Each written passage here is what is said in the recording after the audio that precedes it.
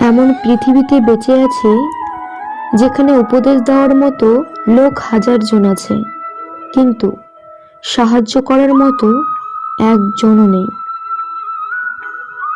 অতিরিক্ত সমালোচনা করবেন না। অতিরিক্ত সমালোচনা ঘৃণা ও খারাপ চরিত্রের দিকে নিয়ে যায়।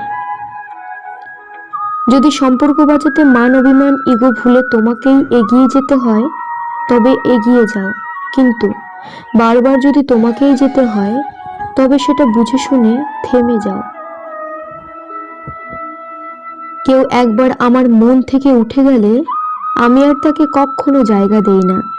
এটা আমার ইগো না, এটা আমার আত্মসম্মান। অন্যজন কষ্ট পাবে বলে যে কথাটা বলতে গিয়ে গিলে ফেলেন, রবের কাছে তা অনেক বড় দামি ইবাদত।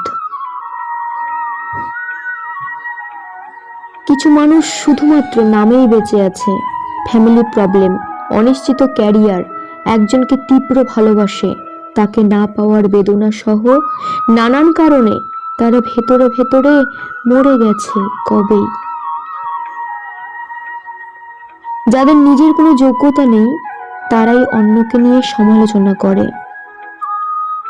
আসলে শুরুটা মানুষের সব সময় সুন্দর হয়, তবে শেষটা সুন্দর হয় না। অবশেষে পরিস্থিতির পিছুটানগুলোই জিতে যায়, সেখানে আমাদের বুকের শব্দগুলো হেরে যায়। জীবনে দুই ধরনের মানুষের থেকে সব সময় দূরে থাকা ভালো। এক ব্যস্ত মানুষ যে কিনা শুধু নিজের ইচ্ছা মতো কথা বলবে। দ্বিতীয়জন স্বার্থপর মানুষ যে কিনা শুধু নিজের প্রয়োজনে অন্যদের সাথে কথা বলবে।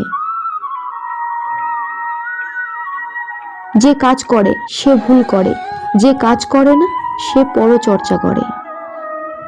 সম্পত্তির জন্যে কখনো ভাই বোনের সম্পর্ক নষ্ট করো না, কারণ ভাই বোনদের সম্পর্কে সম্পত্তি কখনো বড় হতে পারে না।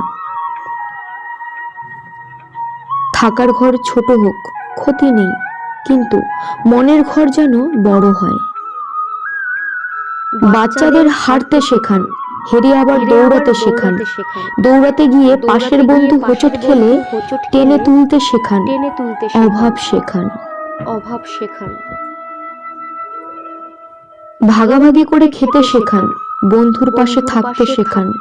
অন্যায় করলে শাস্তি দিন, প্রাপ্তি বুঝুক, অর্জন করা বুঝুক।